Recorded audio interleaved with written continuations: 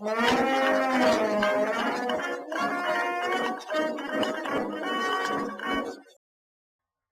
everyone, Adam Shaw here from Bravura Media Company. Today we've got another vintage map for you guys. It is a map of Toronto, Canada that was originally produced in 1901. This map is really great as it displays historical building location. It shows ferry distance. It shows ferry routes across the harbor. We've got geographical aspects marked such as marshland and rivers.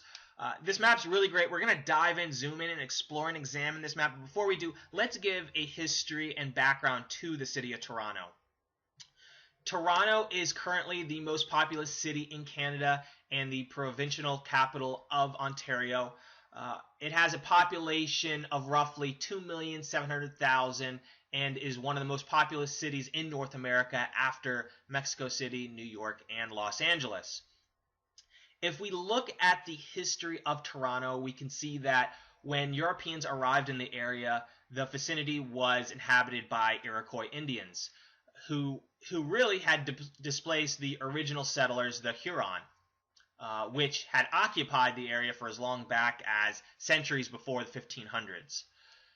The name Toronto is likely derived from the Iroquois word Tekaranto, meaning place where trees stand in the water. This refers to the northern end of what is now Lake Simcoe, where the Huron had planted tree saplings to corral the fish. However, the word Toronto, meaning plenty, also appears in French lexicon of the Huron language in 1632. In the 1660s, the Iroquois established two villages within the area we know today as Toronto. The villages were Ganatasekagwagan on the banks of the Rouge River and Tieaganon on the banks of the Humber River. By 1701, the Mississauga Indian tribe had displaced the Iroquois, who abandoned the Toronto area at the end of the Beaver Wars. During the American Revolutionary War, the region saw an influx of British settlers as United Empire Loyalists fled for British-controlled lands north of Lake Ontario. The new province of Upper Canada was in the process of creation and needed a capital. In 1787, the British Lord Dorchester arranged for the Toronto Purchase with the Mississaugas, thereby securing more than 250,000 acres of land in the Toronto area. Dorchester intended the location to be named, obviously, Toronto. By 1813, as part of the War of 1812, the Battle of York ended in Toronto's capture by U.S. forces. The surrender of the area led to U.S. soldiers destroying much of the garrisons and setting fire to Parliament buildings during the 5-day occupation. The destruction of York, aka Toronto, was a primary motivation for British troops to set fire to Washington, D.C. later in the war. In the 1830s, Torontoans integrated people of color into their society. The city's population of 9,000 people included many that were African American slaves that escaped to Canada. The city was one of the more integrated and progressive areas throughout North America.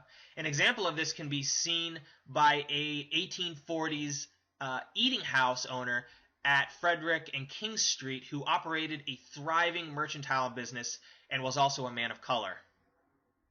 The equality in the city was a predominant factor in Toronto's growth in that slavery had been banned outright in 1834. Coupled with the mass migration of immigrants, it made it a suitable city for people of different backgrounds to find a new and comfortable home. One of the major ethnic groups that really migrated to the city were the Irish, largely because of the potato famine and just the timing of the growth of Toronto. Another important element to Toronto's history deals with booze. Toronto became the largest alcohol distillation center in North America. The Gooderham and Worth distillery operations became the world's largest whiskey factory by the 1860s. The spirits business facilitated and accelerated by Toronto's harbor, which allowed for access to grain and sugar imports used for processing. So that's kind of just a little bit of background of the history of Toronto. Let's dive into this map and kind of explore and examine. We have other maps too. This is a 2D overhead map. It has, it's just loaded with information. If we look at some of the other maps, this gives you a bird's eye perspective. It's a little bit haggard and old, but we've got street views of. Remember we talked about that distillery? Here's the Gooderham and Worth's distillery, kind of like a street view access to that location. And certainly we get some good details, some three-dimensional aspects, but this map is too much in rough shape to really give it. We've got some details and we can see where the ports are and the railways, but I don't know. There's just, and a lot of these locations aren't labeled on here, so we can kind of compare it to the other maps. So for example, we'll go to the 2D map and we'll look for that distillery. So remember we talked about that the Gooderham, I hope I'm pronouncing that right, Gooderham and Worth's distillery. We can see that it's right here. It's located on this end of Toronto, where it kind of harbors off into the marshland. If we zoom out, we can see that it's generally in this area. It's hard to pick out exactly where it is. Here, let's actually look on the street. Actually, that'll help us. It looks like Trinity Street, right around Trinity Street.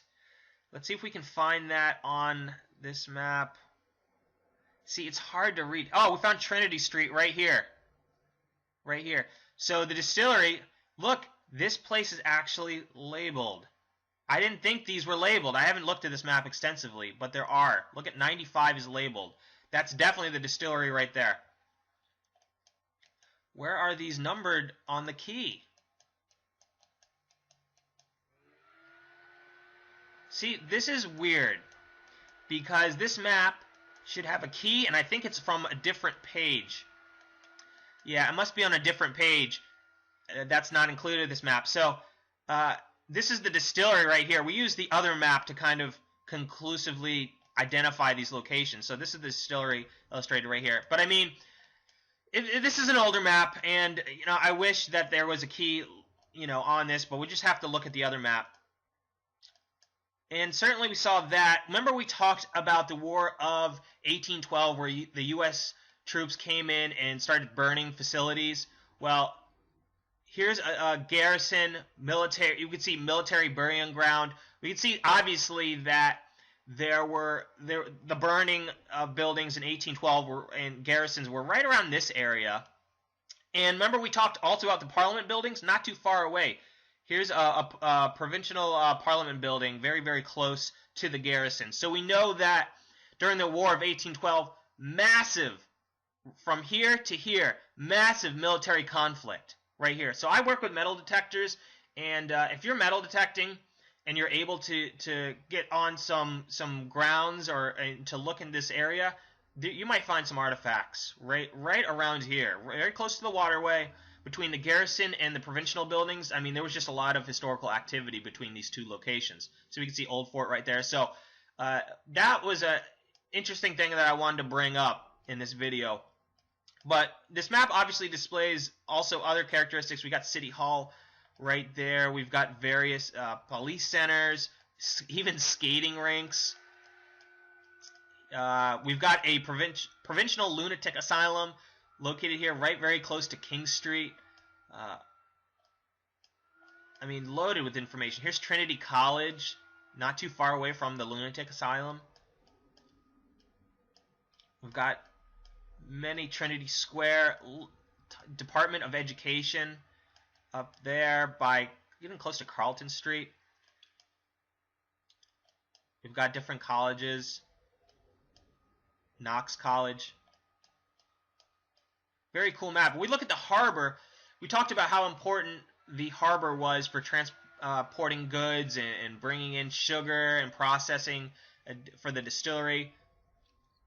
we can see one of the main ports right here. This is the Victoria Park Fair. We can see all the different ferries coming in. We see lighthouses. A lighthouse is illustrated right here. Baths. Pretty cool. And we see distance. I think distance is marked on these ferry routes. Oh, maybe I'm not. Yeah, I guess. Yeah, I mean, they're showing you 1 mile on this half moon. So, it gives you an idea. So, very cool map that we have. We've got a jail located. Look at this, a jail. Just outside the city. By Broadview. Broadview Ave. Broadview Ave. Very close to the river. Right here. Riverdale Park. We can see this is marshland illustrated throughout here. So, very cool map that we have.